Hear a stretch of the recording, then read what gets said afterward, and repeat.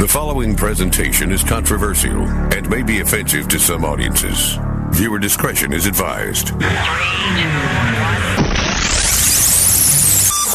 Radio from the heart of America now. Let me introduce to you a gentleman by the name of Richard Gage. I had the honor and pleasure of having lunch with Richard just a few days ago, and he's from California, San Francisco Bay. We had lunch for several hours. I heard his story. I listened to his passion and his investigation, and I told him, I said, man, we got to get you on Freedom Friday. People need to hear your story. So Richard Gage, he is a San Francisco Bay Area architect of 29 plus years. He's a member of the American Institute of Architects, and he's the founder and CEO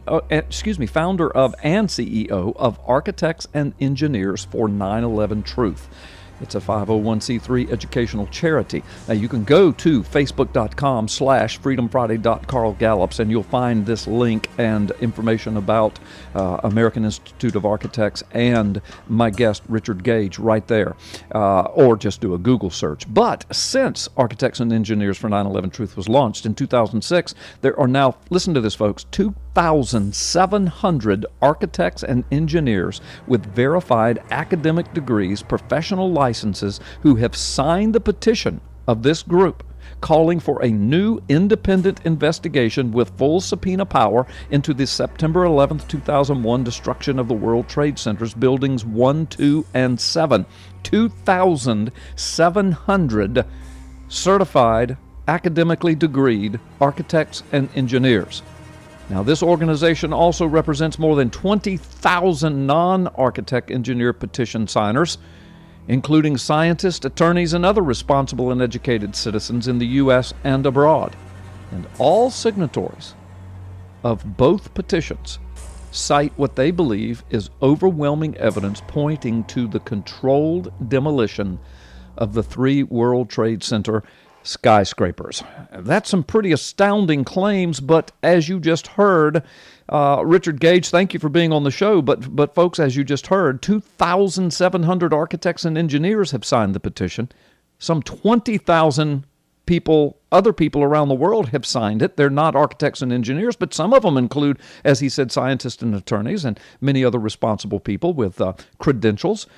So there are thousands of people, 2,700 architects and engineers, Richard, who have a problem with the government narrative of what happened on 9/11. Talk to us about it. What concerns those 2,700 architects and engineers? Richard, thank you for being on the show. Thank you, Pastor Carl, and thank you for having the courage to speak the truth on this station. And I know that's why you have so many listeners, loyal listeners who can't hear the truth about what really happened on 9/11 in so many other stations. So this is a wonderful opportunity. I was shocked 10 years ago to learn that a third skyscraper came down on 9/11. Mm-hmm. That's where I'd like to start, because Building 7 is the worst structural failure in modern history after the Twin Towers. But this building was not hit by an airplane. And in the afternoon, about 5:20, after witnesses hear explosion, this 47-story skyscraper drops like a rock straight down, uniformly, symmetrically, all of a sudden, in just under 7 seconds. Into its own footprint. Yeah, into its own footprint. And that happens at free fall acceleration. Now, that's as fast as a bowling ball falling off the top of this skyscraper. It goes down that fast. Now, we've all seen this, like on TV, the old hotels, like in Las Vegas, when they get old and they need to bring them down. The only way that happens is if you do set pre-placed charges, engineered. It takes months to engineer and place these charges in a building like this next to the key columns and beams in the building. And yet we're told by NIST, the National Institute of Standards and Technology, who was tasked by Congress to explain the destruction of all three of these towers on 9/11.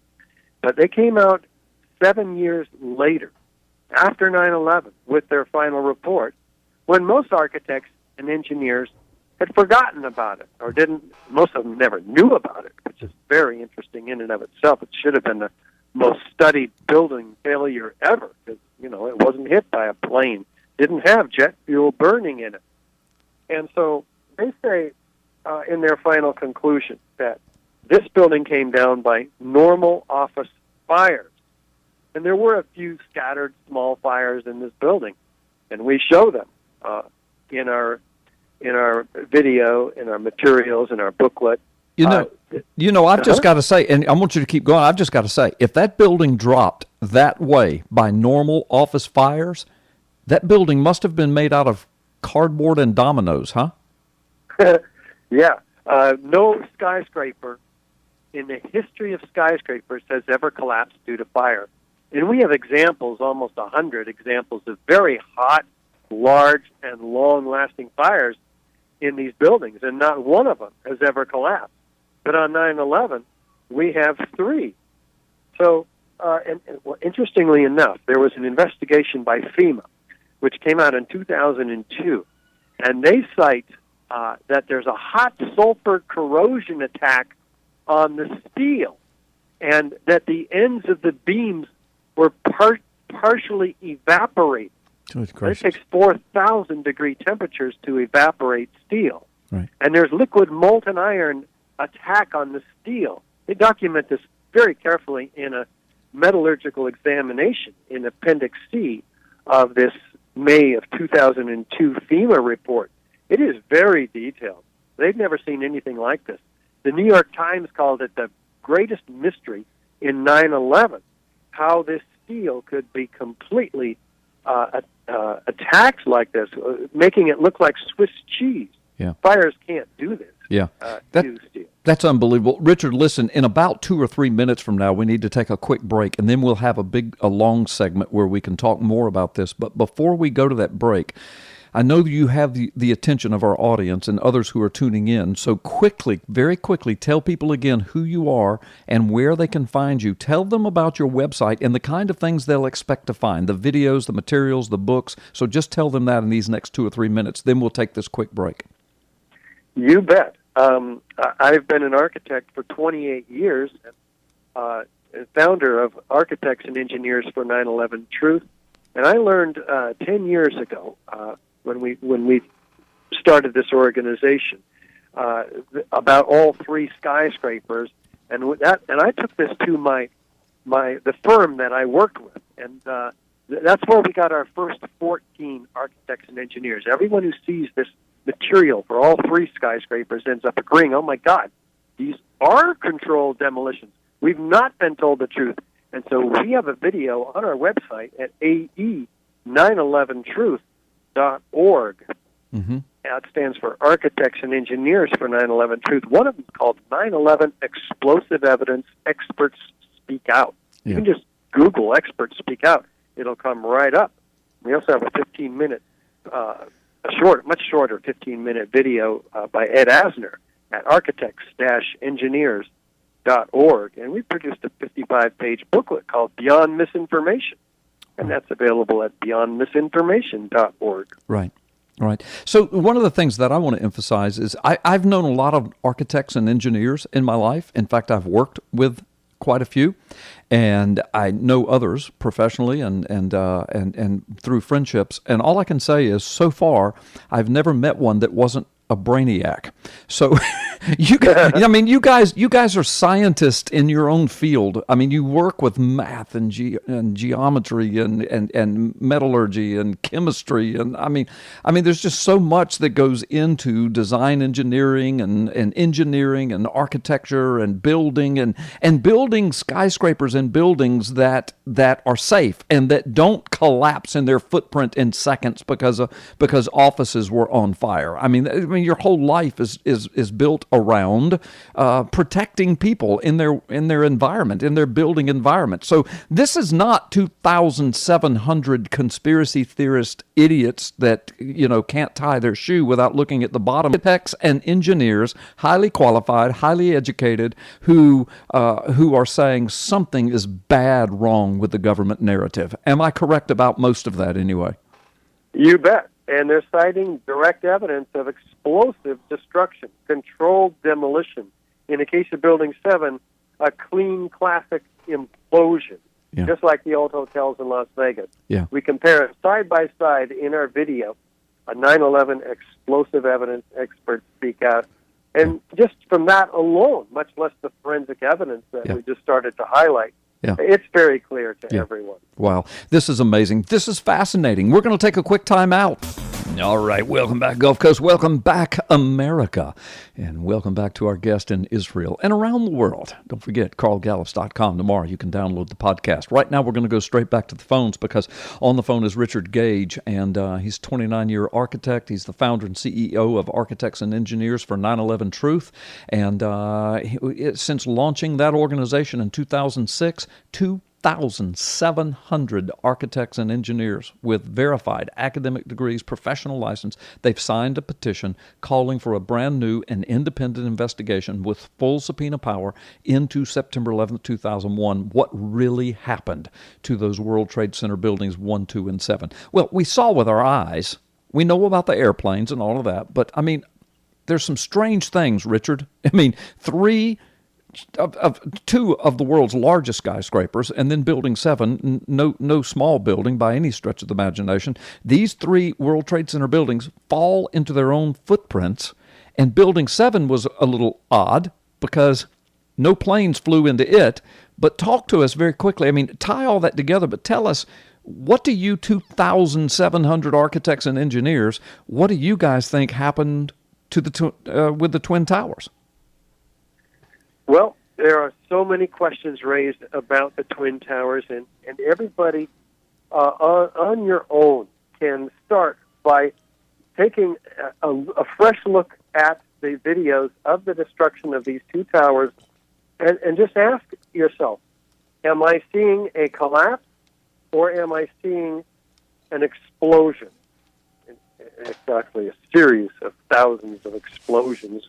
What we show in our video, experts speak out, is the truth about what you're seeing. Because what we're told by NIST, the National Institute of Standards and Technology, who was asked to explain the collapse, but they don't actually do that. They explain in their building report the initiation of collapse, and they say they stopped at that initiation of collapse and don't go any further. And this is extraordinary. What they do tell us is they speculate that fire weakened the steel and that allowed the upper 10, 15 stories in the case of the North Tower to drive the rest of the building down to the ground and then crush itself, this 15-story block, if you will. That's not what we see in any of the videos. What we do see is that this upper 15 stories, after hundreds of witnesses hear explosions, none of which are put into the final report, by the way, then this upper 15 stories telescopes down on itself, very similar actually in the first 4 seconds to Building 7. It's an implosion. It's basically liquefying. The structural elements, beams, and columns are severed from each other, allowing it to just come down at near free fall. It's accelerating straight down through the path of greatest resistance, the thousands of tons of structural steel in this building. And then something else happens. It's phase 2 in the next 8 seconds of this total 12-second destruction of both of these towers. Witnesses hear additional, louder explosions, and we see laterally expelled from all directions from the towers 4-ton structural steel sections ejected laterally at 60 miles an hour, landing 600 feet in every direction. This is the 80,000 tons of structural steel is expelled outside the building footprint. There's 110 floors in each of these buildings. They're concrete. And this concrete is not stacked up, mangled at the bottom. There's not 100 floors. There's not 50. There's not 10. You don't even see one floor. This concrete is pulverized in midair, pulverized to a fine powder. And this is all happening well before it develops any gravitational potential energy and crashes at the bottom. No, it's pulverized in midair, and it lands and drifts and expands with these pyroclastic-like clouds that are much hotter than the fires that, in the case of the South Tower, were going out prior to the overall building explosions, which are heard by these 100 first responders and hundreds of others that have testimony to this effect. And then this blanket of concrete powder is laid square mile area of lower Manhattan. And at the bottom of these piles is pools of molten iron, never before seen in office fires. And temperatures required to melt iron or steel are 2,800 degrees. So it's not the jet fuel or the office fires that are melting all of this steel and producing this molten iron, which is actually different than molten steel. It's elemental iron. Where did it come from? Well, thermite is an incendiary used by the military to cut through steel like a hot knife through butter. It is the byproduct of thermite. Thermite is iron oxide and aluminum powder. It is very dangerous. It produces incredible quantities of heat at 4,000 degrees that can be responsible for the melting and the evaporation of the ends of these beams, as documented by FEMA. The pools of molten iron, molten iron pouring out of the South Tower minutes before it collapsed, which has no other explanation. Richard, listen, that's amazing. We are running out of time. The clock is our enemy here. We work by seconds in radio, and you know that. You do a lot of radio. So I'm going to have to talk to you about having you back with a longer segment and even opening up the phone lines, because our phone lines have been blistering the whole time you've been on the air. Would you consider coming back in the near future? Oh, I'd love to, Pastor Carl. The fire department commander telling me that they were not sure they were going to be able to contain the fire. And I said, we've had such terrible loss of life. Maybe the smartest thing to do is pull it. And they made that decision to pull, and then we watched the building collapse.